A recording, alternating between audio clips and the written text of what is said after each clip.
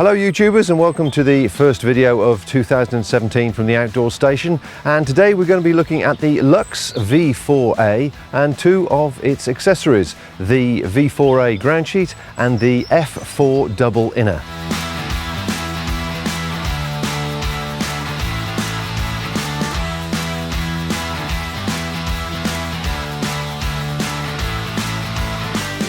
Hello everyone, and welcome back to the Outdoor Station for this, the first video of 2017.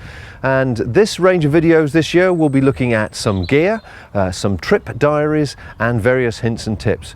But first, this video is going to look at the Luxe V4A 2017, the V4A Groundsheet and the F4 double inner which fits the V4A. It's very confusing, but it'll all become clear. So here we have the three items. This is the Luxe V4A. Now this tent comes in with the outer and the inner only. There's no pole with this. The weight of the outer skin is 660 grams, the inner 600 grams, and the dimensions of this, if you're interested for packing this, is 44 centimeters by 13 centimeters square. Now there is an optional pole that you can buy for this, but we're also going to show you some of the pole linking sections that we can provide that will link walking poles together to erect the tent. So the tent comes with the outer and the single inner.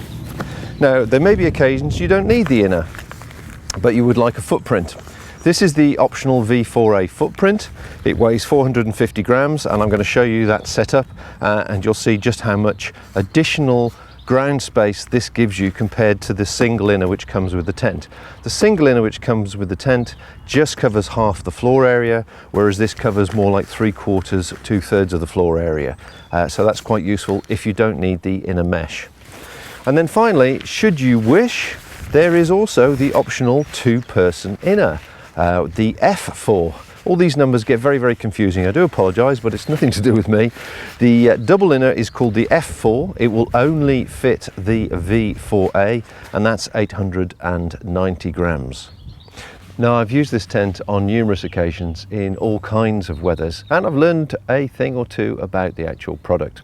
So in this video, what I'm going to do is show you the tent erected along with the ground sheet and the double inner, and then I'm going to share with you some of the modifications I've made, which may make your life easier. And I'll also show you where to seam seal it should you wish to seam seal the tent itself. So on that note, let's go and have a look at what I've set up and talk you through it. So as you can see, here we have the V4A. Over there we've got the ground sheet, and over there we've got the double inner. So let's just talk a few things through on here first. Well, first of all, you can see there's a little bit of a webbing here that goes across. Now that webbing is for when you first erect the tent, so that it enables you to put the first 4 pegs in a rectangle before putting the pole in and then assembling the rest of the pegs. Now you'll notice that all the way around the outside here I have actually got more than the 6 pegs which are supplied with the tent. So you get the 6 main pegs which are okay for putting the tent up, but if you want to do belt and braces, each side of the panel, halfway through the panel, there is a slider which is sewn in to the fly sheet, which is excellent. So all you need to do is put some 3mm cord through there, put a knot in it, and you've got yourself another way of controlling the wind obviously affecting the side of the shelter. Finally, so that's another 5 pegs. And then finally we have the additional guy tabs here, which you can see I've attached some red guys to. There's another 5 pegs there. Again, those tabs are halfway upside on each panel, and that allows you to really bolt it to the ground. And I can tell you from experience, it really doesn't move. It really will take an awful lot of pressure. Now, it's erected sort of fairly low to the ground at the moment. It can go a bit higher if you want a bit more ventilation. And because the shape of the inner is compatible with the outer, with its hexagonal shape, you have 3 pitching options. You can actually pitch the inner in line here, you can pitch it in line there, or you can pitch it in line there. At the moment I've got it across this way.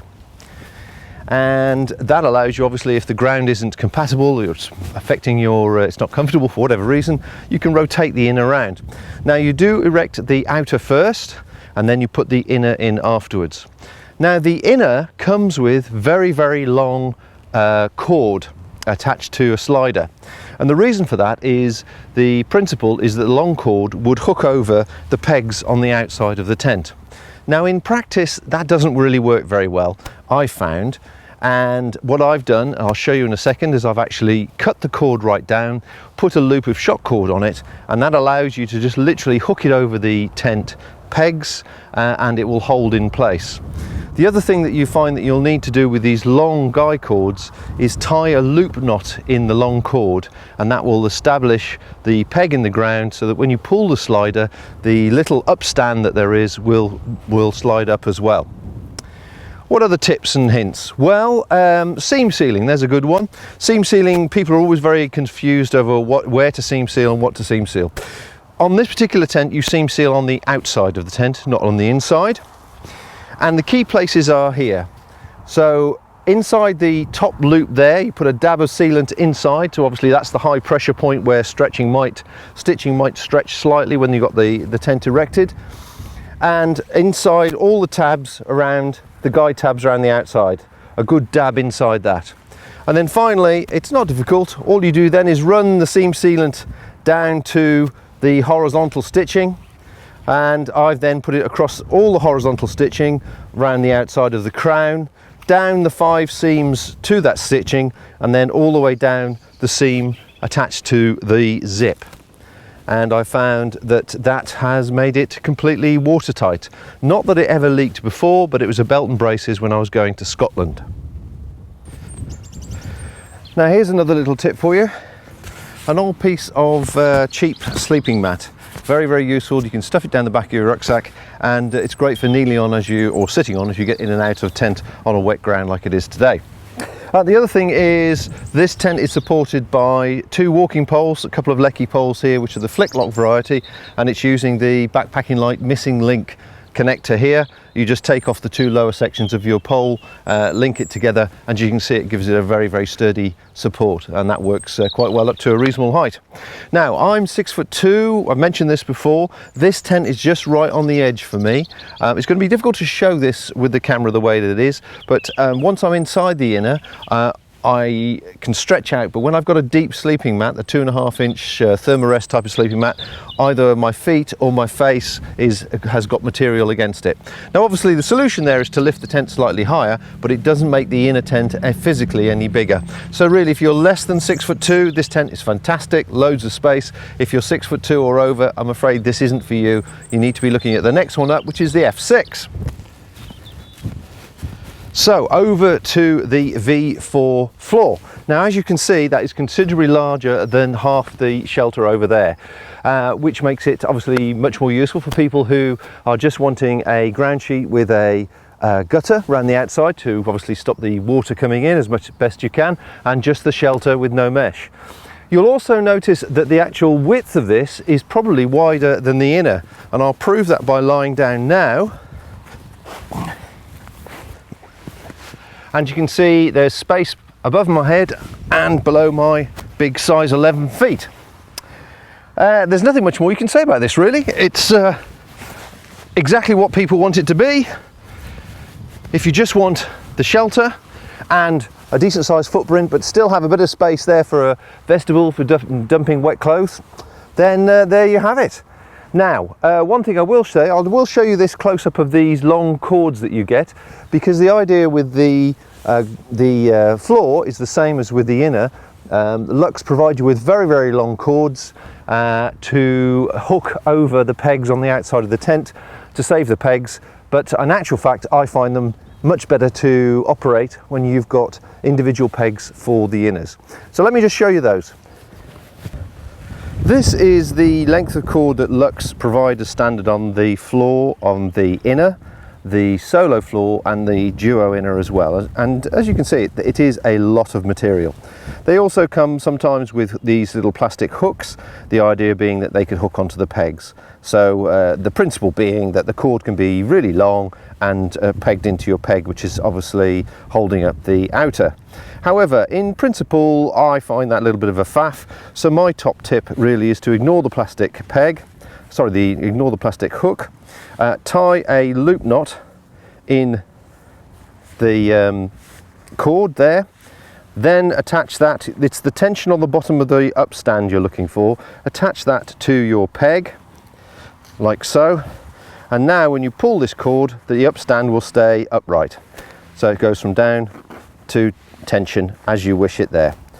Now once you get used to how you want it and which length of cord works for you, and whether you use individual pegs or whether you attach them to the pegs outside, you can then just use a hot knife to cut these and put a little knot on the end and get rid of the additional wastage. The other tip that I've got that I suggested earlier on was, in actual fact, at this point, what I tend to do is reduce this down to and tie the knot about here, and then with the loop that's left I attach a loop of shock cord about that long, so that it will then just look a hook using the elastic over the top of the exterior peg, but the knot is there for me to hold it and pull up the upstand, and that works really, really well.